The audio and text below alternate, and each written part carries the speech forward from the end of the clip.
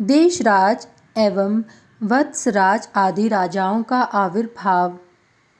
सूची ने कहा, भोजराज के स्वर्गारोहण के पश्चात उनके वंश में 7 राजा हुए, पर वे सभी अल्पायु, मंदबुद्धि और अल्प तेजस्वी हुए तथा 300 वर्ष के भीतर ही मर गए। उनके राज्य काल में पृथ्वी पर छोटे छोटे अनेक राजा हुए। वीर सिंह नाम के 7वें राजा के वंश में 3 राजा हुए जो 200 वर्ष के भीतर ही मर गए। 10वां जो गंगा सिंह नाम का राजा हुआ, उसने कल्प क्षेत्र में धर्मपूर्वक अपना राज्य चलाया। अंतर्वेदी में कान्य कुब्ज पर राजा जयचंद्र का शासन था। तोमर वंश में उत्पन्न अनंगपाल इंद्रप्रस्थ का राजा था।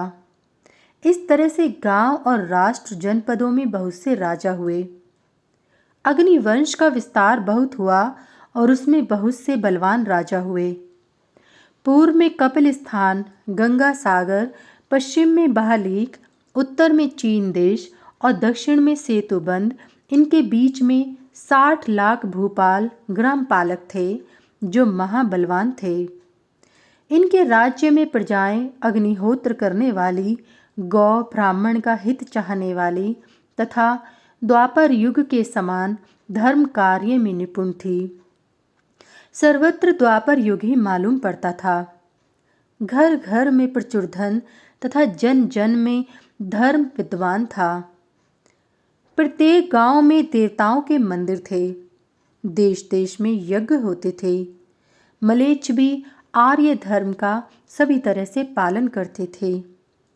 द्वापर के समान ऐसा धर्माचरण देख कली ने भयभीत होकर मलेच्छा के साथ नीलाचल पर्वत पर जाकर हरि की शरण ली। वहां उसने 12 वर्ष तक तपश्चर्या की। इस ध्यान योगात्मक तपश्चर्या से उसे भगवान श्री कृष्ण चंद्र का दर्शन हुआ। श्री राधा जी के साथ भगवान श्री कृष्ण का दर्शन पाकर उसने मन से उनकी स्तुति की। कली ने कहा, हे भगवन, आप मेरे साष्टांग दंडवत प्रणाम को स्वीकार करें, मेरी रक्षा कीजिए। हे कृपानिधे, मैं आपकी शरण में आया हूँ। आप सभी पापों का विनाश करते हैं। सभी कालों का निर्माण करने वाले आप ही हैं। सतयुग में आप गौर वर्ण के थे, त्रेता में रक्त वर्ण, द्वापर में पीत वर्ण के थे। मेरे समय कलयुग में आप कृष्ण रूप के हैं।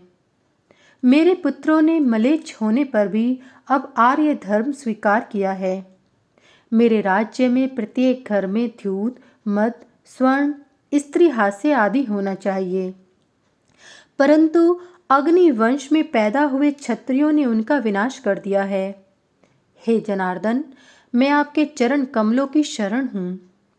कलयुग की यह स्तुति सुनकर भगवान श्री कृष्ण मुस्कुराकर कहने लगे, कलिराज, मैं तुम्हारी रक्षा के लिए अंश रूप में महावती में अवतीर्ण होऊंगा। वह मेरा अंश भूमि में आकर उन महाबली अग्निवंशीय प्रजाओं का विनाश करेगा और मलेच्छ वंशीय राजाओं की प्रतिष्ठा करेगा। यह कहकर भगवान अदृश्य हो गए और मलेच्छा के साथ वह कली अत्यंत प्रसन्न हो गया। आगे चलकर इसी प्रकार संपूर्ण घटनाएं घटित हुईं। कौरवांशों की पराजय और पांडवांशों की विजय हुई। अंत में पृथ्वीराज चौहान ने वीरगति प्राप्त की तथा सहोड्डीन मोहम्मद गौरी अपने दास कुतुबुद्दीन को यहाँ का शासन सौंपकर यहाँ से बहुत सा धन लूटकर अपने देश चला गया। प्रतिसर्ग पर्व तृतीय खंड संपूर्ण।